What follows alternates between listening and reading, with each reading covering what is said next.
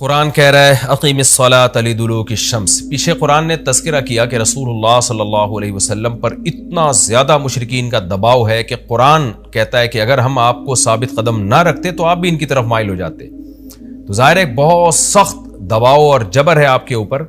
तो ऐसे मौके पे ऐसा काम करने की ज़रूरत है जिससे आपको साबित कदमी मिले और अल्लाह का कुर्ब हासिल हो।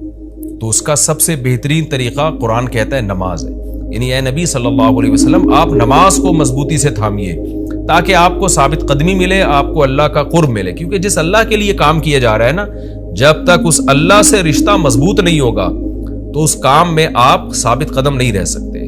और अल्लाह से रिश्ता मजबूत करने का सबसे बड़ा जरिया नमाज है। इसलिए कुरान कहता है अक़ीमिस्सलाता, आप नमाज कायम कीजिए, लिदुलूकी शम्स, सूरज के ढलने के वक्त। सूरज कब ढलता है? जब बिल्कुल बुलंदी पे जाके ढलना शुरू होता है तो जोहर का वक्त शुरू होता है, इला गसक़िल लैल, रात के अंधेरों तक। यानी इसमें 4 नमाजें आ गई। सूरज जब ढलता है ना, बिल्कुल बुलंदी पर होता है, थोड़ा सा ढलता है जोहर का वक्त, मजीद ढलान पैदा होती है असर का वक्त, मजीद ढलता है मगरिब का वक्त, और फिर इला गसक़िल लैल, सूरज तो गायब हो जाता है मगरिब के बाद, फिर रात के अंधेरे में यानी ईशा का वक्त। व कुरआन अल फजरी, और फजर के वक्त में, फजर के तिलावत के वक्त में। तो कुरान में इशारा कर दिया कि असल तिलावत का वक्त है ही फजर का।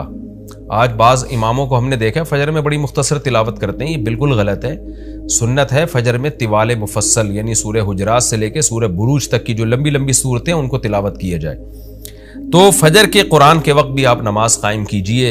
इन्न कुरआन अल फजरी, बेशक फजर का जो कुरान है, फजर में जो तिलावत है, काना मशहूदा, उसमें हाजिर होते हैं। कौन हाजिर होते हैं? हदीस से पता चलता है फरिश्ते।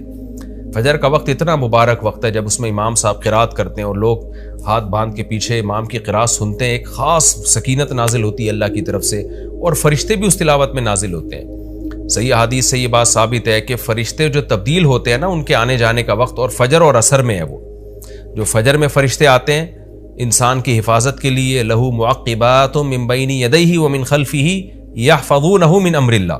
बहुत सारी मखलूक इस कायनात में ऐसी है जहाँ तक साइंस नहीं पहुंची और हो सकता है क़यामत तक पहुंच ही ना सके। वो इंसान की अकल से बालतर है वो मखलूक, और ये भी मुमकिन है पहुंच जाए साइंस तरक्की करके। वो मखलूक इंसान को नुकसान पहुंचाने की कोशिश करती है। तो उस मखलूक से बचाने के लिए, जिनमें जिन्नात हैं सरे फहरिस्त, उनसे बचाने के लिए अल्लाह ने फरिश्तों का इंतज़ाम किया है। तो हदीस में आता है सुबह शाम, कुरान से भी ये बात साबित है, सुबह शाम फरिश्तों की बारियाँ चेंज होती हैं और वो हमारी हिफाजत के लिए अल्लाह की तरफ से मुतय्यन होते हैं। तो उनकी जो हाजिरी है उन फरिश्तों की, वो फजर के वक्त में होती है। और ये भी हदीस से साबित है कि बहुत से फरिश्ते सिर्फ तिलावत सुनने के लिए ज़मीन पे उतरते हैं। तहज्जुद के बारे में हदीस में आता है कि जब कोई शख्स तहज्जुद में कुरान की तिलावत करता है तो फरिश्ते आना शुरू होते हैं और उसके जो है ना लबों पे अपने मुंह को रख लेते हैं उसकी तिलावत को उचकने के लिए। इतना फरिश्तों को लुत्फ महसूस होता है तहज्जुद की तिलावत में। और फिर वो तांता बनाते बनाते जो है ना एक दूसरे पे सवार होते होते आसमान की बुलंदियों तक पहुंच जाते हैं। तो फजर की नमाज में भी ये फजीलत है। तो आगे अल्लाह फरमाते हैं कि अल्लाह ने फजर की नमाज की फजीलत को बयान किया। आगे अल्लाह फरमाते हैं व अमीनल लैल, ये तो 5 नमाजें हो गई, ये तो सारी उम्मत पे फ़र्ज़ हैं। लेकिन रात के कुछ हिस्से में फ़तहज्जद बिही का मतलब इस हिस्से में आपने तहज्जुद पढ़नी है, नाफिलतल लक ए मोहम्मद सल्लल्लाहु अलैहि वसल्लम, यह आपके लिए इजाफा है। क्या मतलब? या तो नबी सल्लल्लाहु अलैहि वसल्लम पे 6 नमाजें फ़र्ज थी, यानी 5 फ़र्ज के अलावा तहज्जुद भी फ़र्ज थी। तो इसलिए कुरान ने कह दिया कि उम्मत पे तो 5 फ़र्ज हैं नाफिलतल लक, लेकिन ये तहज्जुद आपके लिए इजाफी है, यानी आप पर 6 नमाजें फ़र्ज हैं। एक मतलब तो ये भी हो सकता है। और जो उलमा इसके कायल हैं कि नहीं नबी पर तहज्जुद फ़र्ज नहीं थी, तो उनके नज़दीक इस आयत की तफसीर ये होगी कि ये आपके लिए एक इजाफा है अल्लाह के कुर्ब हासिल करने का। यानी 5 नमाजें तो पढ़नी ही पढ़नी है, लेकिन आप अल्लाह के कुर्ब के लिए एक इजाफी चीज़ भी आपको दी जा रही है ताकि आपके दर्जात और ज़्यादा बुलंद हो। तो ऐसी सूरत में ये सिर्फ नबी के साथ ख़ास नहीं है, क्योंकि खिताब नबी से चल रहा है इसलिए अल्लाह ने कह दिया आपके लिए इजाफा, वरना हकीकत में पूरी उम्मत के लिए ये इजाफा है। आगे अल्लाह फरमाते हैं आसा यबअसका रब्बुका, उम्मीद है कि आपको आपका रब पहुँचा दे मकाम महमूद तक। ये मकाम महमूद क्या है? शफाअत कुबरा, यानी तमाम पैगंबर नबी के पास आएंगे कि आप सिफारिश से आगाज़ करें, यानी सिफारिश का आगाज़ आपसे होगा, फिर आप सल्लल्लाहु अलैहि वसल्लम सिफारिश करेंगे। तो ये एक सबसे ऊंचा मकाम है जो अल्लाह क़यामत के दिन रसूलुल्लाह सल्लल्लाहु अलैहि वसल्लम को देगा, और जिससे आपकी तमाम पैगंबरों पर फजीलत साबित हो जाएगी कि जब तक आपकी तरफ से शफाअत की इब्तिदा नहीं होगी कोई और पैगंबर सिफारिश नहीं करेंगे। तो अल्लाह नबी सल्लल्लाहु अलैहि वसल्लम को तसल्लियाँ दे रहा है कि ये मुशरिकीन का जो आप पे ऊपर बेपनाह दबाव है, जबर है, आप इसमें तसल्ली रखिए, आप नमाज कायम करें और तहज्जुद की पाबंदी करें, अल्लाह ने आपको बहुत बड़ा आगे चल के मकाम देना है। तो चूँकि नबी सल्लल्लाहु अलैहि वसल्लम भी बशर थे ना, मुशरिकीन के दबाव की वजह से आप भी एक परेशानी में आते थे, तो इसलिए अल्लाह आपको साबित कदम रखने के लिए आप सल्लल्लाहु अलैहि वसल्लम को ये खुशखबरियाँ सुना रहा है कि आपने अपना इस अमल को फोकस करना है, नमाज और तहज्जुद को, ताकि आपका अल्लाह से क़ुर्ब रहे। और अल्लाह आपको खुशखबरी दे रहा है कि उम्मीद है आपका रब आपको बहुत बड़े मकाम तक पहुँचा दे। रहा मसला मुशरिकीन की धमकियों का कि ये पूरी कोशिश कर रहे हैं कि आपको मक्का से निकाल दें, तो हमने तो बता दिया कि ये खुद भी नहीं पनप पाएंगे, लेकिन आपने अल्लाह से क्या दुआ मांगनी है? वक़ुर रब्बी, कह दीजिए ए मेरे रब, अदखिलनी मुदखल सिद्क़िन, मुझे मक्का में दाखिल कीजिए मरगूब दाखिला, अच्छा दाखिला, और मुझे मक्का से निकालिए भी अच्छे तरीके से, यानी अच्छा निकलना हो मेरा, ऐसा निकलना जिसके नताइज अच्छे हों। इसमें इशारा है कि आप सल्लल्लाहु अलैहि वसल्लम को मक्का से निकालने पर मजबूर किया जाएगा और एक वक्त आएगा कि आप मक्का से निकलेंगे। तो अल्लाह अपने हबीब सल्लल्लाहु अलैहि वसल्लम को पहले से दुआ सिखा रहे हैं कि आप अल्लाह से दुआ मांगे, अल्लाह जब मैं निकलूं तो मेरा दाखिला भी अच्छे तरीके से हो और मेरा निकलना भी अच्छे तरीके से हो, यानी पसंदीदा निकलना हो। सवाल पैदा होता है, निकलने का अमल तो पहले है और मक्का में दाखिले का अमल बाद में, तो निकलने का तस्करा पहले होना चाहिए कि अल्लाह मक्का से मुझे अच्छी तरीके से निकाल और मक्का में मुझे दाखिल भी अच्छे तरीके से करना, तो दाखिले का तस्करा पहले क्यों? तो इसमें बलागत का एक नुक्ता है कि पैगंबर का बुनियादी मकसद वो हदफ है जो पैगंबर दुनिया में लेके आए हैं, तो उसकी आगाज़ तो मक्का से करना है जिसमें आपको भेजा गया, जो इब्राहीम अलैहिस्सलाम का शहर है, जहां बैतुल्लाह है, इस्लाम का मरकज़ तो इस जगह से बनना है। तो इस जगह से अगर निकालना ही मकसद है तो ये जगह तो रह गई ना फिर, जो इब्राहीम अलैहिस्सलाम का मरकज़ और इब्राहीम अलैहिस्सलाम की दुआएं थी। तो इसलिए असल मकसद तो ये कि मक्का में दाखिल में अच्छे तरीके से हूं, जो पैगंबर का मकसद था दुनिया में आने का, मक्का फतह करके दाखिल हूं, यहां मुझे गलबा मिले और यहां मेरा जब दाखिला हो तो ऐसा दाखिला जिसको मैं पसंद करूं। ये जो अभी मैं मक्का में कहीं सफर से जाके वापस आता हूं, ये दाखिला वो दाखिला नहीं है जो मैं चाहता हूं।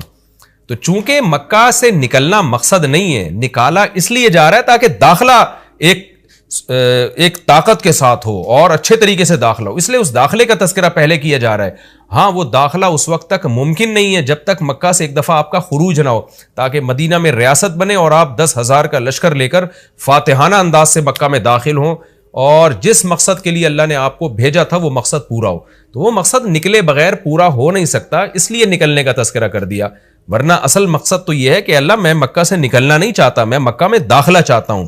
दाखिला ऐसा होना चाहिए मुदखल सिद्क़िन, सच्चा मरगूब दाखिला होना चाहिए। चुनाचे अल्लाह ने आपकी दुआ कबूल की और जब नबी मक्का में दाखिल हुए निकलने के बाद, तो कैसा बेहतरीन आपने का दाखिला हुआ कि 10,000 का लश्कर लेकर आप गए और मुशरिकीन मक्का आपसे मुआफ़ी की भीख मांग रहे थे। तो ये मक्की आयतें उस वक्त तो जुल्म के पहाड़ तोड़े जा रहे थे, लेकिन पैगंबर से इस तरह की दुआएं करवाई जा रही थी, वाखरिजनी मुखरज सिद्क़िन, और अल्लाह मरगूब निकलना हो, यानी जब मैं निकलूँ तो भी मेरा अच्छा ठिकाना हो। चुनाचे आपका निकलना भी बड़ा अच्छा हुआ कि पूरा मदीना आपके इस्तकबाल में खड़ा हुआ था और तलअल बद्रु अलैना मिन सनियतिल वदाई, ये जो तराने हैं ये मदीना की बच्चियां आपके इस्तकबाल में पढ़ रही थी। तो आपका निकलना भी अच्छा हुआ, यानी मदीना में दाखिला जो मक्का से निकल के, और फिर जो मक्का में आना वो तो इससे भी ज़्यादा इज्जत और शान के साथ हुआ। वजअल्नी मिन लदुनका सुल्तानन नसीरा, और अल्लाह तू बना दे मेरे लिए अपने पास से ज़बरदस्त ताकत जिसमें मेरी मदद हो, गलबा दे दे मुझे मुशरिकीन पर। यह भी मुस्तकबिल की दुआ है जो उन हालात में नबी से मंगवाई जा रही है, और अल्लाह ने आपकी सारी दुआओं को कबूल किया। सुल्तान नसीर भी दे दिया आपको, गलबा भी दे दिया मक्का पे, ऐसा गलबा जिसमें अल्लाह की मदद थी और वो कमज़ोर गलबा नहीं था। ताकतवर गलबे को सुल्तान कहा जाता है। और मदीना में जाना भी आपका पसंदीदा हुआ और मक्का में आना भी आपका पसंदीदा हुआ। और ए नबी आप ये भी कह दीजिए जा अल हक़्क़ु, हक़ आ चुका है, वज़हक़ल बातिल, और बातिल फना हो चुका है। हालांकि जिस वक्त ये दुआ मंगवाई जा रही थी बातिल फना नहीं हुआ था, लेकिन माजी से जब किसी चीज को ताबीर किया जाता है तो यह बताने के लिए गोया ये काम हो चुका है, हालांकि हुआ नहीं, होगा, लेकिन नबी की जबान से निकलवाया जा रहा है कि आप मुशरिकीन में ऐलान कर दें कि बस ये काम हो चुका है, हक आ गया, बातिल खत्म। और यानी होगा तो फ्यूचर में, लेकिन गोया अभी हो चुका है। इतना यकीनी है कि मैं तुम्हें इसकी पहले से खबर दे चुका हूं कि बातिल अब पनपने नहीं पाएगा, क्योंकि हक अब आ चुका है। इन्नल बातिल कान ज़हूक़ा, और बातिल तो है ही फना होने वाली चीज, जब हक आता है तो बातिल फना हो जाता है।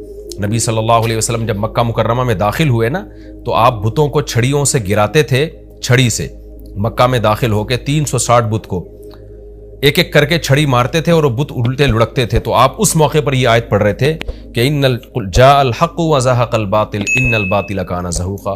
क्या कैफियत बनती होंगी सहाबा की और पैगंबर की उस वक्त कि जो खुशखबरी उनको 13 साल पहले दी गई थी, कई साल पहले दी गई थी और यकीनी दी गई थी कि यह हो चुका, तो अल्लाह ने अपनी आंखों से दिखा दिया कि कैसे बुतों को बैतुल्लाह से निकाला जा रहा है और अल्लाह के घर को कैसे शिर्क से पाक किया जा रहा है।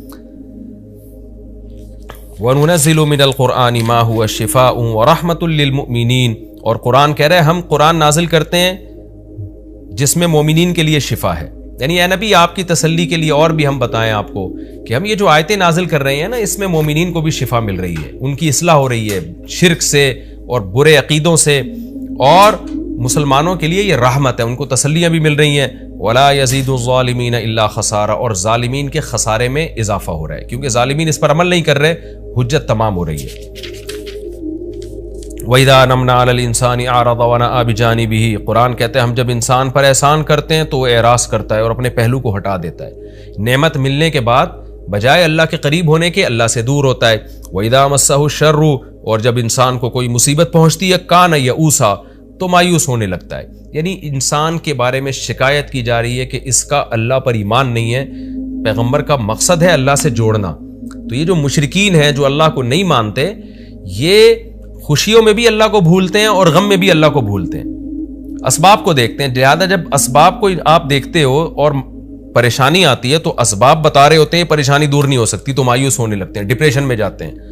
और जब खुशी आती है तो अपना कमाल समझते हैं, लिहाजा इतराने लगते हैं और खुदा से दूर हो जाते हैं। तो ए नबी इनसे कह दीजिए कुल्लु यामलु अला शाकिलती, हर शख्स अपनी नेचर के मुताबिक अमल कर रहा है।